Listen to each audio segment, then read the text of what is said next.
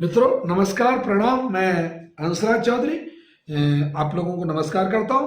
मैं बात कर रहा हूं आपसे फेफड़े के कैंसर के बारे में और खास तौर से कितने प्रकार का मतलब फेफड़े का कैंसर होता है, जिसको खास तौर से जो एलोपैथी जो साइंस जो है मेडिकल जिसको आप कहते हैं वो उसका जो पैथोलॉजिकल डिपार्टमेंट होता है और खास तौर से ऑन्कोपैथोलॉजी जिस मतलब शाखा का नाम है वो कैंसर को फेफड़े के कैंसर को कितने भागों में बांटती है, ये मैं आपको बताने वाला हूं। और इसके लिए स्पेशली आपको घबराने की आवश्यकता नहीं है। मैं पहले आपको ये चीजें बता देता हूं, इसके बाद में कैंसर का उपचार भी आपको, फेफड़े के कैंसर का उपचार भी आपको बताने वाला हूं। पहला, सबसे ज्यादा 50%, यानी कि अगर 100 रोगी, हालांकि मैं आपको ये आंकड़ा जो बता रहा हूं ये बड़ा डरावना आंकड़ा है। 2020 में 1.8 मिलियन जो कैंसर पेशेंट है वो लंग कैंसर के थे, मतलब थ्रू आउट वर्ल्ड में। और भारत में अगर इसका परसेंटेज निकालें तो अगर 100 रोगी कैंसर के अगर होते हैं तो मोटा मोटा 10 रोगी जो है वो फेफड़े के कैंसर के होते हैं। अब इन को अलग और जो मतलब जो सब उसको मान ले या उप इसका मान ले तो भारत में 50% लोगों को भारत में भी और विश्व में भी एडिनो कार्सिनोमा पाया जाता है। आप जब अपनी रिपोर्ट देखते हैं, किसी परिजन की रिपोर्ट देखते हैं किसी की, तो उसके अंदर एडिनो कार्सिनोमा नीचे लिखा रहता है। तो ये जो एडिनो कार्सिनोमा है ये फेफड़े में होने वाला एक बहुत आम यानी कि बहुत ही प्रचलित मतलब जो वो कैंसर है। और एक्चुअली इसमें लगभग 1/3 स्क्वेम सेल्स कार्सिनोमा को ये मतलब म्यूटेशन में मतलब ट्रांसफर करता है। ये जो आपका एडिनो कार्सिनोमा है और सेकंड नंबर पे जो होता है आपका स्क्वेम सेल्स कार्सिनोमा जो है ये करीब मतलब मोटा मोटा 16-17% मतलब लोगों में ये स्क्वेम सेल्स कार्सिनोमा होता है। एक होता है कि ये एक्चुअली इसमें जो जिसको अपन कहते हैं सार्कोमा, तो एक लंग सार्कोमा भी होता है जो स्क्वेम सेल्स कार्सिनोमा से और एडिनो कार्सिनोमा से बिल्कुल डिफरेंट होता है और बहुत घातक होता है, रियर एंड रेयर केसेज में होता है। और ये ज्यादा से ज्यादा 2% लोगों में मतलब इसका जो है वो पाया गया है या ये इतना इसमें पाया जाता है। इसके अलावा इसका EGFR जो म्यूटेशन का जो मतलब सिस्टम है वो इसकी जो जीनोम प्रोफाइल अगर अपन देखें तो एक दूसरे अंगों से म्यूटेशन होके जो फेफड़े में आता वो भी करीब अब आपका अब तक कितना हो गया, मतलब 50 और 7 57 मोटा मोटा 60% पकड़ो। जो 40% जो कैंसर होता है वो होता तो फेफड़े में है, माना कि मतलब 100 कैंसर पेशेंट है तो 60 तो अपन ने पूरा कर लिया, पर जो 40% जो कैंसर होता है वो किसी और अंगों से मतलब आपके फेफड़े तक आया होता है। वो हो सकता है स्पाइन से आ जाए, हो सकता है ब्रेन से आ जाए, हो सकता है ब्रेस्ट से चला जाए और हो सकता है शरीर के किसी भी अंग से आपके फेफड़े तक आ जाए।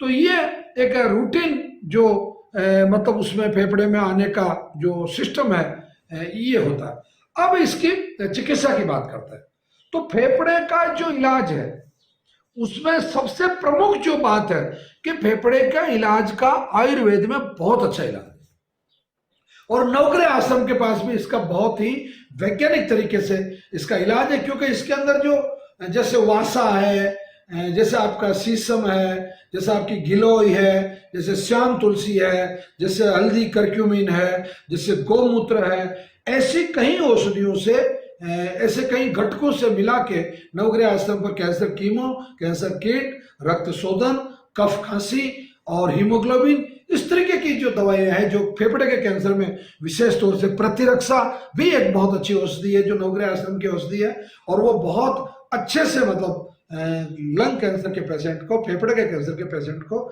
उससे लाभ होता है, उससे फायदा होता है।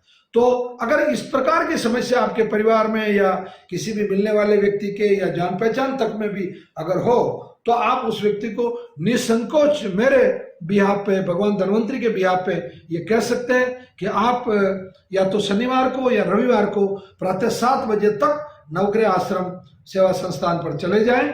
वहां 8 बजे कैंसर की क्लास होती है और 10:30 बजे तक आपको मेडिसिन वगैरह देके आपको वहां से 11 बजे तक निवृत्त कर दिया जाता है। ये यहाँ का एक फिक्स शेड्यूल पिछले 10 साल से चला आ रहा है और जिसके बहुत अधिक लाभ है। और फेफड़े के कैंसर में नवग्रह आश्रम पर करीब करीब नियर अबाउट 65 to 68% मतलब सक्सेस रेट हमारे यहाँ की है। और खासतौर से स्क्वैम सेल्स कार्सिनोमा, एडिनो कार्सिनोमा और आपका जो लंग सार्कोमा है, इन सभी तरह के कैंसरों का यहाँ बहुत अच्छे से मतलब इलाज है, दम के साथ इलाज है। आप सभी लोगों को प्रणाम करता हूँ और आप सभी लोगों को सावधान करता हूँ।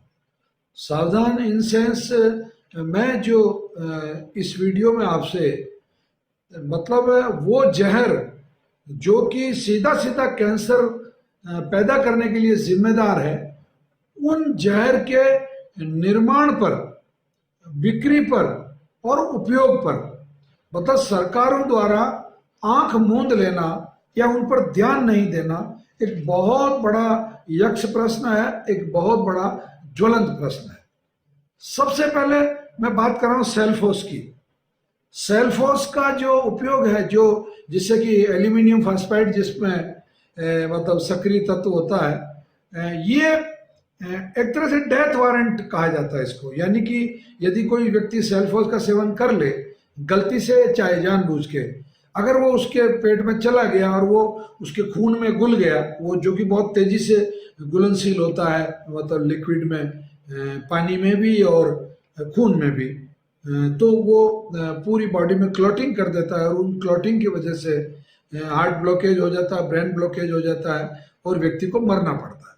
तो इस सेल्फोस का जो उपयोग है वो ये जो गेहूं और अनाज को जो भंडारित किया जाता है या दालों को जो भंडारित किया जाता है, उसमें सरकार के द्वारा इसका उपयोग किया जाता है। मतलब जबकि ये कई संसार के कितने ही देशों में इस पे बैन लगा हुआ है, रोक लगी हुई है, और इसका लगातार उपयोग किया जाना गेहूं के भंडारण के लिए विशेष तौर से मैं कहूँगा, तो ये लोगों को सीधा सीधा कैंसर के मुंह में धकेलना है। ठीक है, लोगों को तो इतनी वैज्ञानिक जानकारी नहीं है, लोगों में शिक्षा का अभाव है, या लोग इसके लिए कोई बहुत बड़ा आंदोलन नहीं कर सकते हैं, कुछ मतलब सरकार से प्रार्थना ही कर सकते हैं। और मैं भी सरकार से ये प्रार्थना कर रहा हूं कि आखिर ये कहाँ तक समझदारी है। मैं और भी कई ऐसे केमिकल बता रहा हूं आपको कि जिसपे, जैसे कार्बोराइल है, कार्बोराइल एक सिंथेटिक पॉइजन है, और एक जैसे आपका ये डाइजिनोन है, फेंथियोन है, फेनारिमोल है। फेनारिमोल एक बहुत खतरनाक जहर है, केमिकल मतलब जो है। एक लिनोरॉन है, एक मोथोक्वार्थिस्थाइल है, एक मरकरी है, मरकरी क्लोराइड जो कि बहुत खतरनाक एक जहर, मरकरी क्लोराइड। मिथाइल पैराथियोन है, साइनाइड है, साइनाइड अपने आप में बहुत खतरनाक जहर है जो है। अच्छा, थियोमेट है और ट्राइट्रेफोर्ट, मॉर्फ भी, ये सभी ज्यादातर कीटनाशक के रूप में मतलब इस्तेमाल किए जाते हैं। अब इन पे संसार के 100 से अधिक देशों में बैन है। मतलब 100 से अधिक देशों में इसके निर्माण पे, इसके विपणन पे और इसके उपयोग पे बिल्कुल रोक लगी हुई है। परंतु भारत में आप किसी भी प्रांत में चले जाइए, किसी भी पेस्टिसाइड बेचने वाले की दुकान पे चले जाइए, तो आपको ये जहर बहुत आसानी से उपलब्ध हो जाते हैं। बल्कि सेल्फोस और कई जहर तो कई ऐसी कंपनियां हैं जो जिन्होंने ठेका ले रखा है इस देश में माल बेचने का, इधर से उधर ले जाने का, वो ऑनलाइन सेल्फोस सप्लाई कर रहे हैं। मतलब कितने आश्चर्य की बात है। ये जो आपका मरकरी क्लोराइड है या जो ये आपका फेनारिमोल है, ये तक ऑनलाइन मतलब सप्लाई किया जा रहा है। अब संसार के 100 देशों में जो बैन है, वो जहर आपको इतना इजी वे में उपलब्ध हो रहा है, तो फिर कैंसर नहीं होगा तो क्या होगा। मतलब तो ये जहर तो कैंसर के लिए बहुत जिम्मेदार है। इसके अलावा भी मैं तो ये तो एक एग्जाम्पल बताया, मतलब मेरे पास ऐसे कम से कम 65 केमिकल की लिस्ट है जो कि पेस्टिसाइड में यूज किए जाते हैं, हर्बिसाइड में यूज किए जाते हैं, फंजीसाइड में यूज किए जाते हैं, इंसेक्टिसाइड में यूज किए जाते हैं, पैरासाइड में यूज किए जाते हैं। परंतु उनका जो उपयोग है, यानी कि आपको भूमि के अंदर मतलब 2,4-D जैसे मतलब केमिकल यूज किए जाते हैं, या 4D ग्रेन्यूल्स इस्तेमाल किए जाते हैं भूमि उपचार के लिए, बीज उपचार के लिए, ऐसे कई कीड़े मारने की औषधियां हैं जो कि संसार के कई देशों में बैन है, आधे से अधिक देशों में बैन है। परंतु भारत में इन पे बैन कब लगेगा? तो तुरंत ये जो जितने मैंने आपको जहर बताए, इन सब जहर के निर्माण पर यानी कि उत्पादन पर, विपणन पर यानी कि व्यापार करने पर और उपयोग पर तुरंत प्रभाव से इसको गैर जमानती अपराध घोषित करके पुलिस जिस तरीके से अफीम के खिलाफ और कई जो ऐसे क्राइम है जिनके खिलाफ जिस तरीके से कदम उठाती है, उसी तरीके से इन जहरों को रोकने के लिए इनके निर्माण, उत्पाद, विपणन यानी कि व्यापार और इसके प्रयोग पर तुरंत प्रभाव से रोक लगनी चाहिए। हमारा आयुर्वेदा योगा एंड पंचकर्मा भी यही बात कहता है, महर्षि चरक भी यही बात कहता है, महर्षि सुश्रुत ये बात करते हैं, महर्षि डेलन ये बात करते हैं, पूरा विज्ञान ये बात करता है कि कैंसर सबसे कमजोर बीमारी है। इसका सबसे बड़ा जो एविडेंस है, सबसे बड़ा जो प्रमाण है, जो इसका प्रूफ है, सामान्य बात में करेंगे, वो प्रूफ ये है कि आपको कभी भी कोई भी बीमारी हुई होगी, आप हॉस्पिटल गए, डॉक्टर ने जाते कहा जांच कराओ, आपने अपना ब्लड सैंपल दिया, रिपोर्ट आई, बोले साहब आपका लीवर में SGOT SGPT बढ़ा हुआ है, आपका लीवर लार्ज है, सोनोग्राफी करनी पड़ेगी। सोनोग्राफी की और उसमें आया कि साहब आपका तो फैटी लीवर है, और उसको फर्दर और आपका जांच की तो बोले साहब आपको तो मतलब जो लीवर है वो काफी दिनों से है और वो तो आपको तो इसमें तो नहीं, कैंसर नहीं है, मतलब आपका लीवर बढ़ा हुआ है और हम ये करेंगे वो करेंगे वो करेंगे और कहेंगे आपका तो हेपेटाइटिस हो गया आपको, ठीक। तो कहेंगे साहब हेपेटाइटिस कैसे हो गया? तो भी हो गया, ये आपका हेपेटाइटिस बी आ रहा है इसमें। तो हेपेटाइटिस बी क्या है? वायरस, ठीक। आप सिंपली गए 2 4 5 दिन आपको खांसी चल रही थी, आपने ध्यान नहीं दिया, फिर महीने 2 महीने खांसी चली, ध्यान नहीं दिया, 1 1.5 साल तक खांसी चलती रही, आपने ध्यान नहीं दिया, फिर आप जब गए हॉस्पिटल, डॉक्टर ने जांच किया, आपका एक्सरे किया, आपका बलगम लिया, जांच किया, बोले यार आपको तो टीबी है, मतलब ट्यूबरकुलोसिस है। बोले क्या? भाई तुम्हारे इसमें बैक्टीरिया है, ये सबूत है। आपको बुखार आ रहा बहुत तेज, आंखें चल रही है, खांसी चल रही है, बहुत परेशान हो रहे हो, डॉक्टर के पास गए, सैंपल लिया, बोले साहब आपको तो कोरोना है। आपको दाद हो रहे हैं, खुजली चल रही है पूरी बॉडी में, कोई एक पर्टिकुलर सीजन आता है आपकी पूरी चमड़ी मतलब जलने लग जाती है, उधड़ने लग जाती है। आपने सैंपल दिया, डॉक्टर ने कहा भाई आपको तो ये फंगस आया, मतलब कोई ना कोई रीजन बताएगा आपकी बीमारी के लिए डॉक्टर, परंतु कैंसर के लिए कोई डॉक्टर अब तक दुनिया में पैदा नहीं हुआ जो रीजन बता दे। कारण यह कि कैंसर का कोई वायरस है ही नहीं है, ना कैंसर का कोई फंगस है, ना कैंसर का कोई बैक्टीरिया है, ना कैंसर का कोई निमेटोड है, ना कैंसर का कोई अमीबा है। यानी कि कैंसर एकमात्र ऐसी इकलौती बीमारी है जिसका जीवाणु, अंडाणु, विषाणु, कीटाणु नहीं है। यह मेरा खुला चैलेंज है, और मेरा क्या चैलेंज, पूरी दुनिया मानती इसको।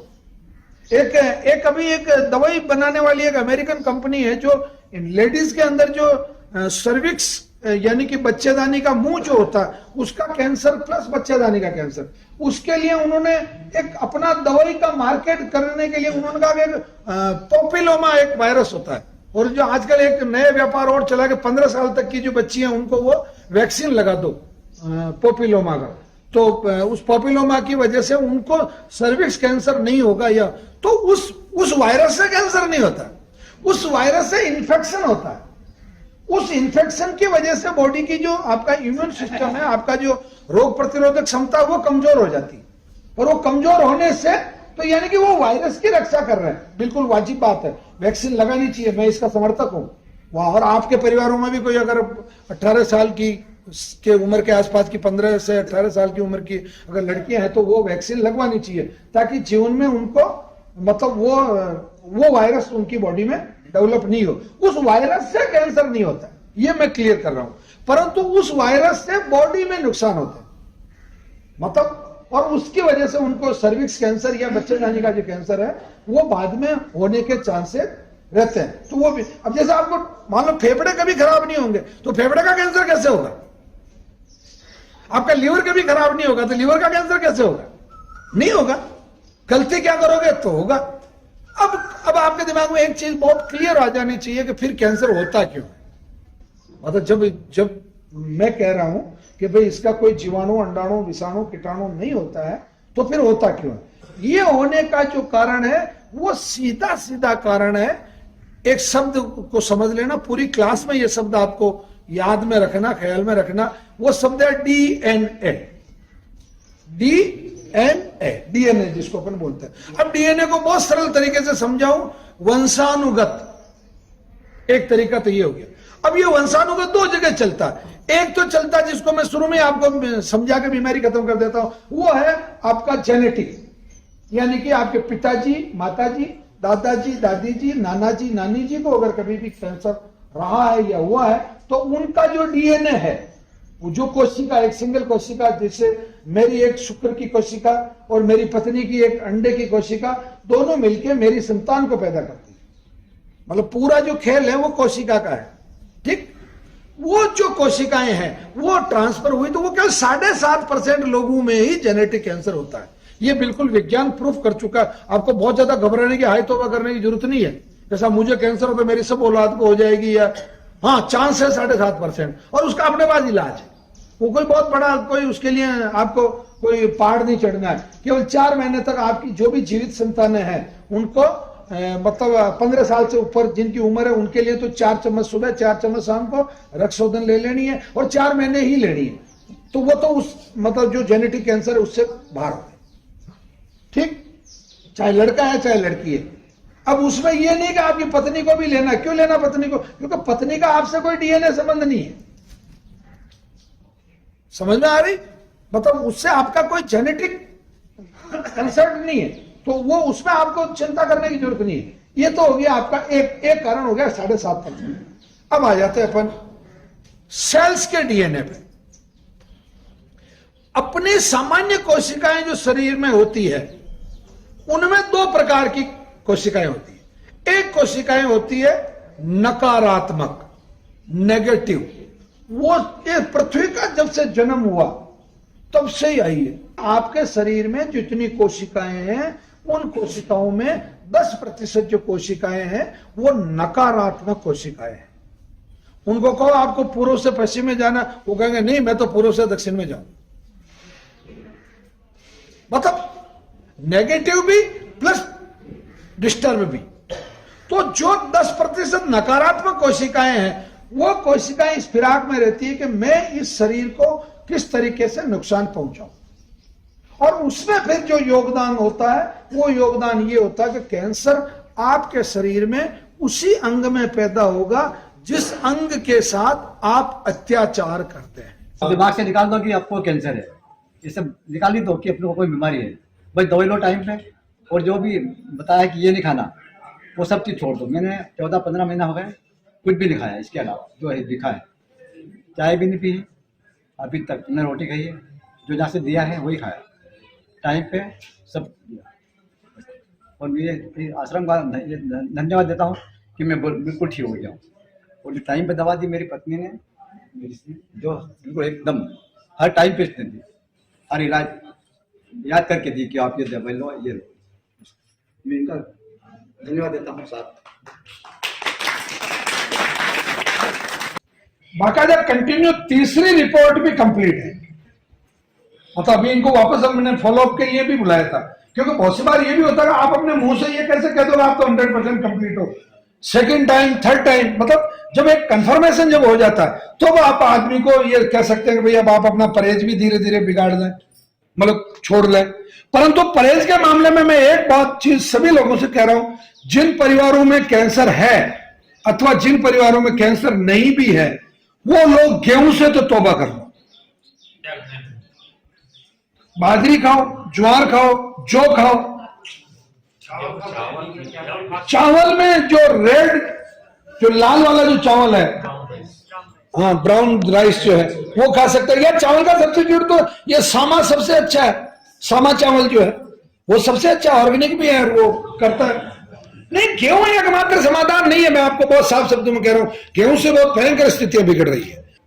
ये जो श्रीधन्य के लिए जो 2023 जो वर्ष घोषित हुआ है ना, ये होना था 27, परंतु पूरे विश्व में कैंसर का जो खतरनाक तरीके से जो ग्राफ बढ़ा, सभी सरकारों को मजबूर होकर ये करना पड़ा। ये आज मैं बताने वाला हूं अंगूर के जो औषधीय गुण है या जो फायदे हैं, या अंगूर से आप अपनी छोटी मोटी किन बीमारियों का तुरंत मतलब प्रभाव से आप अपना चिकित्सा कर सकते हैं। अंगूर का जो फल है वो शीतलता है, मतलब इसकी जो तासीर है वो ठंडी है। मतलब लोगों के दिमाग में ये होता है कि जो अंगूर है उसकी जो तासीर बहुत गर्म होती है, नहीं होती है। अंगूर बहुत शीतल तासीर वाला, मतलब ठंडी तासीर वाला होता है। सबसे पहला, सिर दर्द में अंगूर बहुत फायदेमंद है। अगर आपको कभी भी खतरनाक तरीके से हेडेक हो रहा है, मतलब सिर फटा जा रहा है आपका, तो आपको मतलब कम से कम 100 ग्राम 200 ग्राम से लगा के आप जितना खा सकते हैं उतना अंगूर खा लीजिए, आपको तुरंत मतलब राहत दे देगा। क्योंकि इसके पीछे कारण ये है कि ये अंगूर का जो रस है, इसके अंदर जो ग्लूकोज, फ्रूक्टोज, सुक्रोज और इस तरीके की जो चीजें हैं वो आपको मतलब तुरंत आपके जो खून है उस खून के अंदर ये मिलती है। और कुछ एक ऐसे इसमें मेडिसिनल कंटेंट है, या मैं सामान्य भाषा में समझाऊं आपको कि इसमें कुछ ऐसे औषधीय गुण है, वो जबरदस्त फायदा। एक नक्सीर में बहुत अधिक फायदेमंद है ये, क्योंकि ठंडी तासीर की जितनी चीजें होगी वो सब नक्सीर को रोकती है। नक्सीर आती ही आपके शरीर में गर्मी बढ़ने की वजह से या हीमोग्लोबिन बहुत ज्यादा डाउन हो जाने की वजह से नक्सीर आती है। तो नक्सीर के लिए आप कम से कम तुरंत ठंडे पानी में अंगूर डाल दीजिए, बहुत अच्छा सा चिल्ड होने दीजिए, और धमाधम 150-200 ग्राम आप अंगूर खा लीजिए। बिल्कुल आपका जो नाक में से जो खून आने का जो समस्या है वो बिल्कुल तुरंत मिट जाएगी। अंगूर सूखने पर मुनक्का बन जाता है। तो यानी कि जो कैंसर पेशेंट है उनको मैं विशेष तौर से ये हिदायत देता हूँ, निवेदन करता हूँ, प्रार्थना करता हूँ, आप किशमिश जो है, जो बीज वाला जो अंगूर है उसका सेवन कीजिए। अगर गीला मिलता है तो भी गीला खाइए, और अगर गीला नहीं है तो सूखने के बाद में जो जिसको मुनक्का बोलते हैं वो भी अगर आप उसका सेवन करते हैं तो आपको उससे बहुत फायदा होता है। एक थायराइड के अंदर जिन पेशेंटों को खास तौर से पर्टिकुलर TSH थायराइड है, T3 T4 में तो उतना लाभ नहीं है, परंतु TSH जो है यानी कि जो मतलब वजन बहुत ज्यादा तेजी से बढ़ने का जो थायराइड होता है उसमें आपको अंगूर बहुत अधिक फायदा करता है, मतलब आपके थायराइड को कंट्रोल करता है। गले के अंदर अगर किसी को सूजन है, गले की सोजिश बहुत दिनों से नहीं जा रही है, आपका स्वर भंजन हो रहा है, यानी कि जो आपका गले का जो वोकल है, आपकी जो आवाज है उसमें अगर किसी तरह की परेशानी अगर आपको आ रही है तो आपको इसके लिए अंगूर का मतलब जो सेवन है वो बहुत पर्याप्त मात्रा में करना चाहिए, बिल्कुल। और इससे आपके गले की जो सोजिश है वो खत्म होती है। उल्टी रोकने के लिए अंगूर बहुत फायदा करता है। आप अंगूर का रस तुरंत करीब 100 ग्राम 50 ग्राम अंगूर ले लीजिए, और उसके अंदर कुछ 2-3 पत्ते पुदीना के और एक लौंग डाल के उसका जूस बना के बिना कोई भी शक्कर वक्कर डाले आप पी लीजिए, तुरंत आपकी उल्टी मतलब बंद हो जाएगी। मतलब आपको महसूस ही नहीं होगा कि आपको उल्टी भी हुई थी। खांसी के अंदर अगर आपको खांसी चल रही है, बहुत सारे लोग देखते हैं अंगूर खाने से खांसी बढ़ेगी, खांसी बढ़ती नहीं है। आपको अगर बहुत तेज खांसी चल रही है, मैं तो कहता हूँ आपको 10 अंगूर खाते ही आपकी खांसी रुक जाएगी, क्योंकि इसके अंदर जो स्निग्धता होती है वो भी काम करती है। और पेट में जाके जब ये खून में मिलता है तो ये आपके फेफड़ों को ताकत देता है, क्योंकि इसमें एंटीऑक्सीडेंट्स पावर है, इसलिए आपके शरीर में मतलब कैंसर को भी ठीक करता है, फेफड़ों को भी ठीक करता है। तो अंगूर जो है आपके लिए बहुत फायदे की चीज है। आंखों की शीतलता के लिए अंगूर गजब है। जिस आदमी की आंखें हमेशा जलती हो, आंखें लाल रहती हो और चेहरा ऐसा लगता हो जैसे ये तो भयंकर गुस्से में मतलब है, तो नेत्रों के लिए ये बहुत हितकारक है, पुष्टिकारक है।